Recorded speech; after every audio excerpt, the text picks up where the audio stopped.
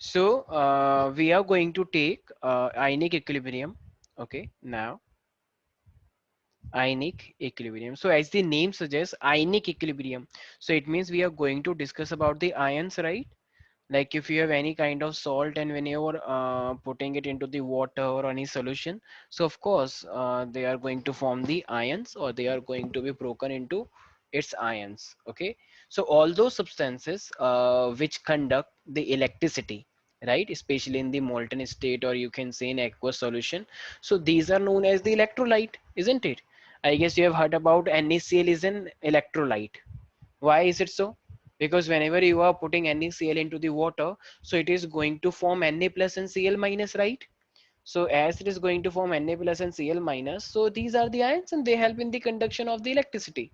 Okay, so that's why they are called electrolyte. So if I ask, what do you mean by the electrolyte simply? So which help in the conduction of electricity, okay, with the help of the ions. So, as I said, it is the substances which conduct electricity in molten and aqueous solution. These are called the electrolyte. So, we have two kind of electrolyte. First is the strong electrolyte, and second is the weak electrolyte, right? So, strong means which can give you the ion, almost all the ions. Like suppose if you have 100% NaCl, okay, and this NaCl is completely 100%ly going to be broken down into Na plus and Cl minus. So, it is called strong electrolyte.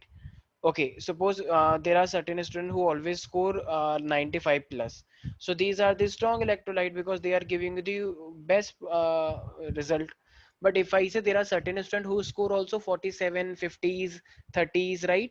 There are certain students also. So these are the weak students or you can say weak electrolyte because they are not giving you the 100% product. Okay, they are also taking coachings, they are also taking tuition classes, they are also taking school classes, but still they are not going to score well. Why is it so? Because they are weak electrolyte, weak students are there. So that's why for the on the same basis we have the two types of electrolyte. First is the strong electrolyte who are going to dissociate completely or which are going to dissociate completely, and there is a weak electrolyte which are going to be weak, which are going to be like not dissociating 100%. Okay, so or you can say incomplete dissociation is there. So in the weak electrolyte we can say incomplete dissociation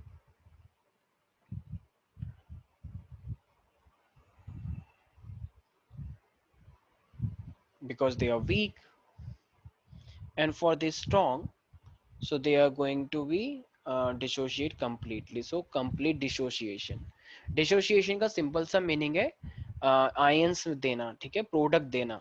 तो completely dissociation और you can say complete dissociation. Okay, so simple सा है. जैसे अगर मैं इनका example भी लेता हूँ तो हम सबको पहले से ही पता है कि अगर मैं स्ट्रॉन्ग की बात करता हूँ तो मेरे पास क्या आता है NaCl, राइट, मेरे पास KOH, और जरूरी नहीं है कि सॉल्ट ही हो, HCl it is also going to give rise ion. तो ये सब मेरे पास क्या है, स्ट्रॉन्ग. और अगर मैं वीक की बात करता हूँ तो हम सबको होता है अमोनियम हाइड्रोक्साइड क्या होता है, वीक होता है, NH4OH, CH3COOH, एसिटिक एसिड. तो ये क्या है मेरे पास, ये वीक है. ओके, तो इसी तरीके से मेरे पास एक टर्म है जिसे हम डिग्री ऑफ डिसोसिएशन बोलते हैं. जैसे कोई भी एक रिएक्शन है और अगर कोई भी एक रिएक्शन में से मान लो 100% मैंने कुछ लिया और 99% वो प्रोडक्ट बन गया, तो इसका मतलब उसका डिग्री ऑफ डिसोसिएशन ज्यादा है, वो ज्यादा डिसोशिएट हो गया क्योंकि वो स्ट्रांग था. लेकिन अगर मैं वीक की बात करता हूँ तो वीक तो डिसोशिएट हुआ ही नहीं. तो अगर वीक डिसोशिएट हुआ ही नहीं तो इसका मतलब उसका डिग्री ऑफ डिसोसिएशन भी कम था. तो now what do you mean by the degree of dissociation here? तो डिग्री ऑफ डिसोसिएशन का सिंपल सा मीनिंग होता है कि कितने नंबर ऑफ मोल डिसोशिएट हो गए और टोटल नंबर ऑफ मोल्स कितने थे. So we can say what do you mean by the degree of dissociation, उसको हम एक्चुअली अल्फा से रिप्रेजेंट करते हैं. Degree of dissociation and it is represented by the alpha. And what is the meaning of that? Number of moles dissociated कितने moles dissociate हो गए, number of moles dissociated divided by the total number of moles. तो कितने total number of moles आपने लिए हैं, total number of moles taken. तो ये है degree of dissociation, right. Okay, तो जैसे कि मान लो मैंने आपसे बोला कि मेरे पास एक NaCl है, ठीक है। तो एक अगर मेरे पास NaCl है और उस NaCl ने मान लो ये बनाया Na प्लस और ये बनाया Cl माइनस, तो अगर मैं यहाँ का डिसोसिएशन देखता हूँ ना, तो आयन पूरे पूरे सेपरेट हो गए हैं और ये आयनिक कंपाउंड जो था ये पूरी तरीके से आयन में कन्वर्ट हो गया, ठीक है। तो ये पूरी तरीके से आयन में कन्वर्ट हो गया, तो इसका मतलब इसका डिग्री ऑफ डिसोसिएशन काफी ज्यादा था। तो नंबर ऑफ मोल्स मोस्टली सभी हो गए, तो टोटल नंबर ऑफ मोल्स भी तो वही थे, तो इसलिए इसका डिसोसिएशन काफी होता है। लेकिन CH3CO में मान लो मेरे पास टोटल नंबर ऑफ मोल्स कितने थे, मान लो 50, लेकिन कितने डिसोसिएट हुए, सिर्फ मान लो 20, तो 30 तो अभी वहीं रह गए ना। तो इसका मतलब 30 वहीं रह गए, तो इसका मतलब डिग्री ऑफ डिसोसिएशन क्या हुआ, कम हुआ ना अभी, 50% से भी कम हुआ डिसोसिएशन। तो यही काम होता है मेरा डिसोसिएशन का, सिंपल। ओके। तो एक चीज का और ध्यान रखना होता है, जैसे जैसे मेरे पास HCl है, तो HCl एक पोलर कोवेलेंट कंपाउंड है। तो जब ये मेरे पास पोलर कंपाउंड को हम तोड़ते हैं, मतलब आयन नहीं बोलना चाहिए, हम इसको एक्चुअली तोड़ रहे हैं H प्लस और Cl माइनस में, तो ये स्प्लिट हो रहा है। तो जब वो कोई चीज स्प्लिट होती है आयन्स में, तो वो होता है आयनाइजेशन, ठीक है, आयनाइजेशन। और डिसोसिएशन का मतलब क्या होता है, जब भी आपके पास NaCl है, जब वो NaCl वाटर में जाके अपने आप आयंस में टूट जाए, तो वो कहलाता है डिसोसिएशन। तो एक छोटा सा माइनर है, तो डिसोसिएशन हमेशा आयनिक कंपाउंड्स के लिए होता है। और अगर मैं बात करता हूँ सिंपल अपना आयनाइजेशन के लिए, तो आयनाइजेशन हमारे पास होता है अगर मेरे पास कोई भी एक पोलर कोवेलेंट कंपाउंड होता है, तो अगर वो आयंस में नहीं यूजुअली टूट रहा है, लेकिन यस, जब हमने उसे वाटर में डाला तब वो जाके आयंस में टूट रहा है, तो वो आयनाइजेशन कहलाता है। तो आयनाइजेशन कोवेलेंट कंपाउंड्स के लिए भी हो सकता है, लेकिन डिसोसिएशन सिर्फ आयनिक कंपाउंड के लिए होता है, ठीक है। तो मेरे पास ये दो चीजें, एक छोटा सा डिफरेंस था, ठीक है। तो तो जैसे कि हम डिग्री ऑफ डिसोसिएशन की बात कर रहे हैं, जैसे मान लो मैंने भी, ये तो NaCl है, ठीक है, तो यहाँ पे तो चलो डिसोसिएशन मेरा पूरा ही हो जाता है। लेकिन मान लो अगर मैंने बोला कि एक मेरे पास CH3COOH है, ठीक है, और जब आपने इसके अंदर वाटर डाला, तो वाटर तो वैसे भी प्योर होता है, तो ये मेरे पास ने आयंस दिए CH3COO माइनस और इसने दिया एक H3O प्लस। तो अब हमें पता है कि अगर मान लो ये स्टार्टिंग में कितना रहा होगा, मान लो 1 लेके चलते हैं, मान लो 1 का मतलब 100%, तो ये स्टार्टिंग में 0 रहा होगा। अब ये पूरा डिसोशिएट तो होगा नहीं, तो 1 में से कुछ थोड़ा सा हिस्सा ही जाएगा यहाँ से, तो थोड़ा सा हिस्सा जाएगा, तो वो थोड़ा सा हिस्सा यहाँ बनेगा। तो इस टाइप का यही क्या है अल्फा, मेरे पास डिग्री ऑफ डिसोसिएशन। अब वो डिग्री ऑफ डिसोसिएशन कितना परसेंट है वो हम आगे जाके निकालेंगे, तो इस तरीके से ये किया जाता है, ठीक है। एक पर्टिकुलर कॉन्सेंट, ये तो हमने चलो 1 को लेके कर दिया, लेकिन एक्चुअल में तो हमने कोई ना कोई कॉन्सेंट्रेशन ली ही होगी, कितनी कॉन्सेंट्रेशन लिया वो तो हमें पता नहीं है, तो इसलिए हम इस पूरे को C से मल्टीप्लाई करके चलते हैं। कि आप ये तो एक्चुअल हो गया 1 को लेके, अब आप रियल में जितने भी लोगे तो वो C का हो जाएगा। मान लो जैसे हमने 1 को लेके जितनी चीजें थी कर ली, लेकिन आपने एक्चुअल में लिया था 50 कॉन्सेंट्रेशन, मान लो, तो 50 को देख के भी तो हो ही जाएगा वही चीज, तो जो 1 के साथ हो रहा है वही सबके साथ होगा, तो इसलिए C से मतलब हमें करना पड़ता है। तो ये तो हुआ डिग्री ऑफ डिस्ट्रीब्यूशन के बारे में। अब जो हमारे पास आता है ना, वो है एसिड और बेस के बारे में, कि एसिड क्या होता है, बेस क्या होता है। हमने 10th क्लास में पढ़ रखा है कि जो H प्लस देता है वो एसिड होता है, जो OH देता है वो बेस होता है। बिल्कुल सही है, और ये हमारे पास अरेनियस ने ही कॉन्सेप्ट दिया था, राइट। तो अरेनियस वाला कॉन्सेप्ट बहुत ईजी होता है, तो जो H प्लस दे दे वाटर में जाके। तो सबसे पहले हमारे पास एक साइंटिस्ट आया जिसका नाम था अरेनियस। तो अरेनियस ने बोला, ये कॉन्सेप्ट दिया कि हमारे पास कोई एसिड और बेस कब होता है। तो Arrhenius gave it's concept about the acid and base. तो इसने बोला कोई भी चीज़ जो H प्लस देती हो वो मेरे पास क्या होती है, एसिड। तो अगर मेरे पास कोई भी एसिड है, तो acid is a substance that release the H plus ion in aqueous solution, right. जैसे कि मेरे पास HCl, अगर आप इसे एक्वस के अंदर डालते हो, तो of course it is going to give rise the H plus and Cl minus. तो ये H प्लस जो है, तो it is what, it is your acid. तो जो भी H प्लस देगा वो एसिड होता है, ठीक है। जैसे CH3COOH है, ऑफ कोर्स वो मेरे पास H प्लस देता है, लेकिन कम अमाउंट में देता है, लेकिन है तो एसिड ही, तो ये एसिड हो गया। और बेस क्या देते हैं हमको, which give OH minus ions in aqueous solution. तो जैसे कि ये चीज हमने ऑलरेडी 10th क्लास में पढ़ी हुई है, राइट? तो ये मेरे पास क्या हो जाएगा, Na प्लस, और ये मेरे पास हो जाएगा OH माइनस। तो जो OH रिलीज कर रहा है, so that is called, I mean that is simple base, ठीक है? तो ये मेरे पास एसिड और बेस के बारे में हो गया। तो ये अरेनियस वाला कॉन्सेप्ट तो काफ़ी इजी है, इसमें कुछ है नहीं, ठीक है? मेन जो कॉन्सेप्ट है वो है ब्रॉन्स्टेड लाउरी को लेके।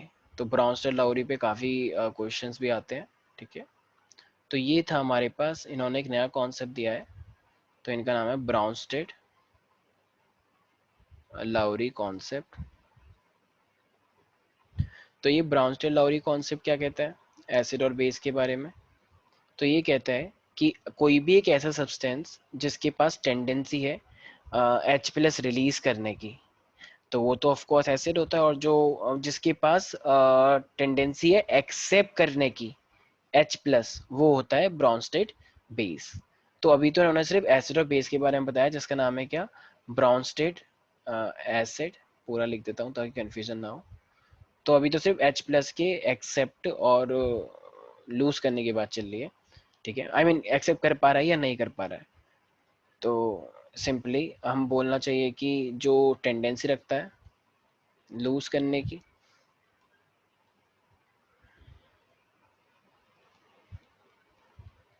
Tendency to release the H plus ion, वो ब्रॉन्स्टेड लाउरी, ब्रॉन्स्टेड एसिड।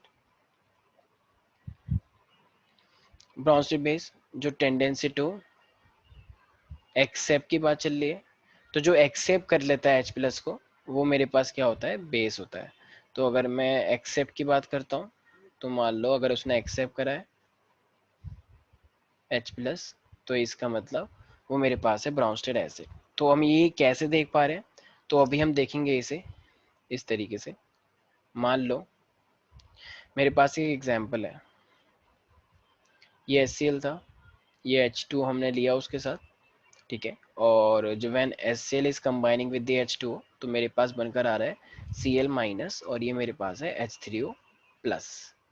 तो देखो, अब मुझे इतना पता है कि यहाँ पे HCl था और यहाँ पे ये सिर्फ Cl माइनस है, तो इसका मतलब इसने जरूर H प्लस लूज किया है।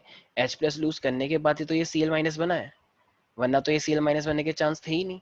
तो इसका मतलब which can release H plus ion, तो a release of H plus ion, तो जो H प्लस आयन को रिलीज कर सकता है, so which have the tendency to lose the H plus ions, तो ये मेरे पास होता है आई मीन सिंपल। तो मैंने क्या बोला, जो रिलीज कर देता है वो है ब्रॉन्स्टेड एसिड, तो इसका मतलब ये HCl ब्रॉन्स्टेड एसिड है। लेकिन हमें पता है कि ये जो H2O है, इस H2O ने वो वाला H प्लस गेन कर लिया, एक्सेप्ट कर लिया। तो अगर इसने एक्सेप्ट कर लिया, तो ये मेरे पास क्या बन जाएगा इस कंडीशन से, ये बन जाएगा ब्रॉन्स्टेड बेस। ओके, तो ये बहुत ही वैसी वाली बात थी।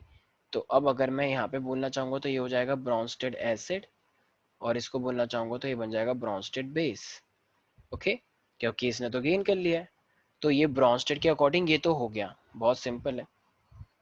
लेकिन अब हमने एक चीज देखी है, देखो भाई, अब ये Cl माइनस है।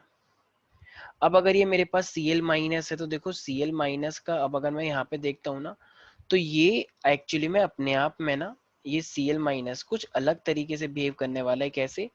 क्योंकि ये भी अपने आप में देखा जाए तो ये बना तो मेरे पास एसिड से है, ठीक है, एसिड से।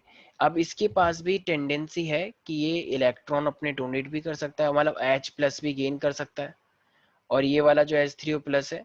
तो यहाँ पे अगर देखा जाए ना, तो एक्चुअली ये जो मेरे पास ब्राउनस्टेड एसिड से जो बनकर आया है, इसको हम बोलते हैं अपना ये सिंपल जो है कॉन्जुगेट बेस। और ये जो मेरे पास बेस से बनकर आया है, इसको हम बोलते हैं conjugate acid. Why is it so, I am going to tell. देखो, मैं ये कह रहा था, अगर मेरे पास ब्राउनस्टेड एसिड है, तो हमेशा जो अब इसने लूज कर दिया ना ब्रॉन्स्टेड एसिड ने H प्लस, तो अब जो आगे जाके ये बना है, तो इसको हम क्या बोलते हैं, कॉन्जुगेट बेस। तो ये जो मेरे पास बना है ना, ये कॉन्जुगेट बेस बनता है। इसका मतलब क्या है कि जो एसिड से बनकर आया है, ठीक है? तो इस हमेशा ब्रॉन्स्टेड एसिड और कॉन्जुगेट बेस के अंदर जो रिलेशन होता है ना, वो सिर्फ एक प्रोटॉन का होता है, मतलब H प्लस का होता है। जैसे अभी ये मेरे पास क्या है, ब्रॉन्स्टेड बेस था, तो अब अगर ये ब्रॉन्स्टेड बेस थे तो बेस के बाद अभी क्या बनेगा, एसिड, तो इसको हम बोलते हैं कॉन्जुगेट एसिड। तो ये मेरे पास कॉन्जुगेट एसिड होगा। तो देखो H प्लस का डिफरेंस है या नहीं, बिल्कुल है। देखो वो ब्रॉन्स्टेड बेस था और वो आगे जाके कॉन्जुगेट एसिड बन गया, तो एक H प्लस का है तो दिक्कत आ रहा है। तो इसका मतलब अगर मेरे पास कोई भी एक कॉन्जुगेट एसिड होता है ना, कॉन्जुगेट एसिड, तो कॉन्जुगेट एसिड यहाँ पे कौन है, तो कॉन्जुगेट एसिड जो मेरे पास एसिड और बेस है, तो उनके बीच में हमेशा एक ही प्रोटॉन का वैसे डिफरेंस माना जाता है। तो देखो ये भी कॉन्जुगेट एसिड है और ये मेरे पास कॉन्जुगेट बेस है, तो ऑफ कोर्स ये आपस में एक ना एक H प्लस मतलब H प्लस लूज एक कर सकता है, गेन कर सकता है। ये चाहे तो अपना एक H प्लस दे सकता है और ये चाहे तो एक H प्लस एक्सेप्ट कर सकता है। तो ऐसा ही बोला जाता है कि कॉन्जुगेट एसिड और ये जो कॉन्जुगेट बेस है, तो उनके बीच में आपस में एक H प्लस का समझौता होता है। तो कॉन्जुगेट बेस और प्लस का एक H प्लस, जैसे यहाँ पे ये HCl है और ये H2 है। अब यहाँ पे अगर हम राइट साइड देखेंगे तो देखो वो एक H प्लस इसने ले लिया, H3 प्लस हो गया, Cl ने लूज कर दिया तो वो बन गया है, आई मीन HCl ने लूज कर दिया तो बन गया Cl माइनस। तो सारा खेल एक H प्लस का ही तो है। तो इसका मतलब ब्राउनस्टेड एसिड जो है वो क्या बनाता है, कॉन्जुगेट बेस, और जो ब्राउनस्टेड बेस है वो बनाता है कॉन्जुगेट एसिड। राइट, बहुत सिंपल। तो इसी को देखते हुए हमारे पास क्वेश्चंस तो काफ़ी आते हैं।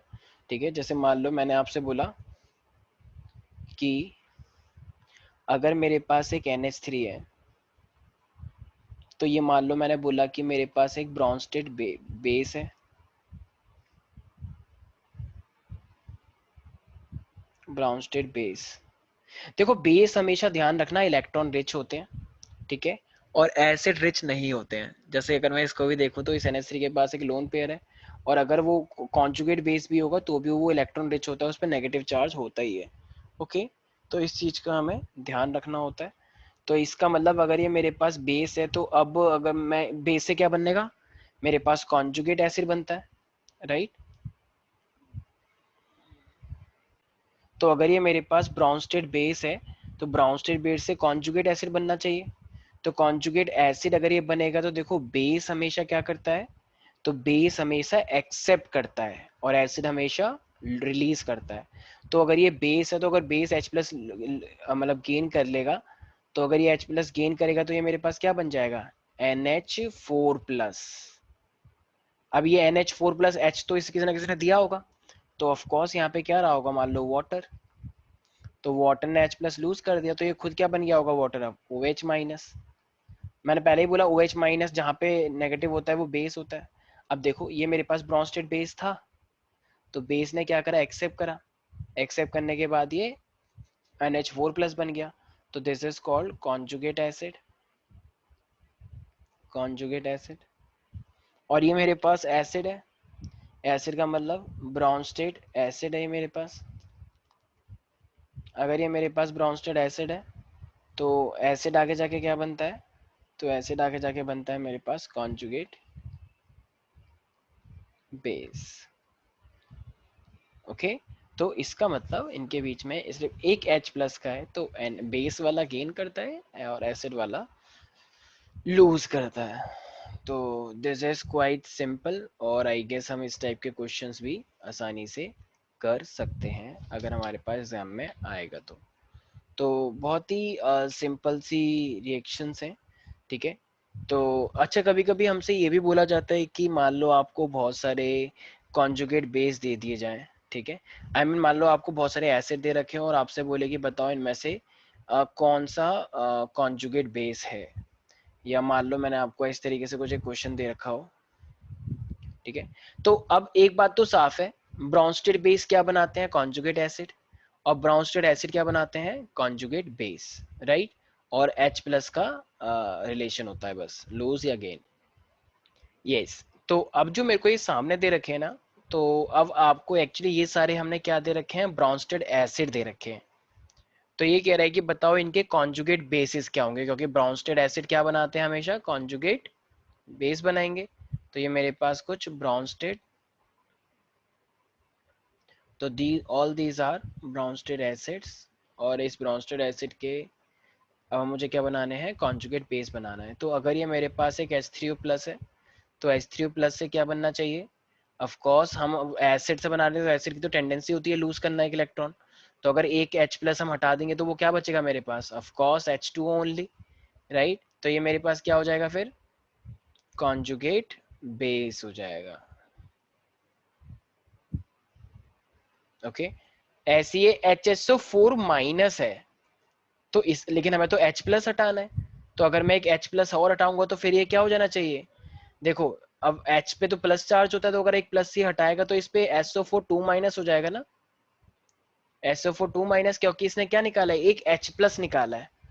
तो जब एक H प्लस निकाला है तो ऑफ कोर्स भाई ये एक H प्लस ऑलरेडी निकाल रखा है इसने, तभी एक माइनस है, अगर एक और निकालेगा तो 2 माइनस हो जाएगा। तो SO4 2 माइनस, NH4 प्लस है। और अगर ये मेरे पास एसिड की बात करें, एसिड तो हमेशा निकालता है, तो ये क्या बन जाएगा मेरे पास, NH3।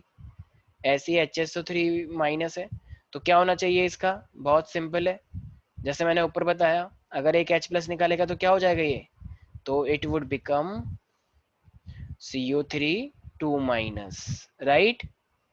ऐसी HS माइनस है तो इसका क्या हो जाना चाहिए, HS माइनस का, तो इलेक्ट्रिकल न्यूट्रलिटी मेंटेन करेंगे तो ये HS माइनस पहले से एक H प्लस निकल जाएगा, तो यहाँ पे आ जाएगा S2 माइनस। और ये तो पता ही है, बच्चे बच्चे को पता होता है ये वाला, CH3COOH है तो ये क्या हो जाएगा, CH3COO माइनस, और एक H प्लस ने निकाल दिया, ठीक है। तो इस तरीके से हम कॉन्जुगेट बेस निकाल लेंगे। ऐसे ही अगर मुझे ब्रॉन्स्टेड बेस दिया होता तो फिर मैं उसमें एक H प्लस ऐड कर देता तो वो क्या बन जाता, कॉन्जुगेट एसिड बन जाता। So these are all Bronsted bases, and I have to tell about the conjugate acid, क्योंकि Bronsted base क्या बनाता है, conjugate acid बनाता है। तो अगर मुझे conjugate acid की बात करनी है from the Bronsted base, तो देखो ये OH माइनस है, तो of course conjugate acid बनाना है तो वो तो H प्लस लूज थोड़ी करेगा, वो तो गेन करेगा, क्योंकि बेस तो वैसे भी गेन करता है अकॉर्डिंग टू ब्रोंस्टेड लाउरी। तो अगर ये OH माइनस है, माइनस, और H प्लस आ जाएगा तो H प्लस और माइनस तो न्यूट्रल हो जाएगा, तो ये हो जाएगा H2O, right, plus minus neutral.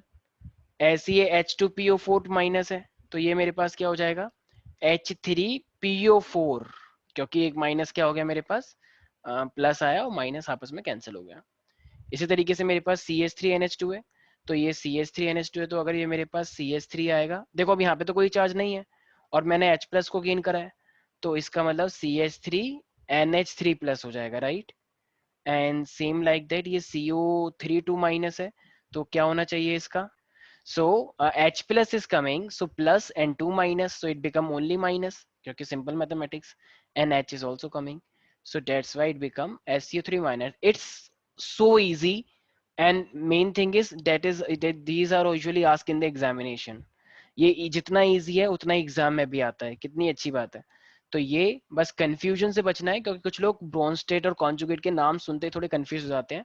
तो बहुत सिंपल है, ब्रोंस्टेड वाला होता है तो वो कॉन्जुगेट एसिड बनाएगा H प्लस गेन करके, और ब्रोंस्टेड एसिड होता है तो वो हमेशा लूज करके कॉन्जुगेट बेस बनाएगा। सिंपल है, बस एक याद हो जाएगा, दूसरा अपने आप याद रहेगा। तो ये था हमारे पास ब्रोंस्टेड लाउरी कॉन्सेप्ट। अब हमारे पास आता है Lewis concept of acid and base, और we can say Lewis concept of,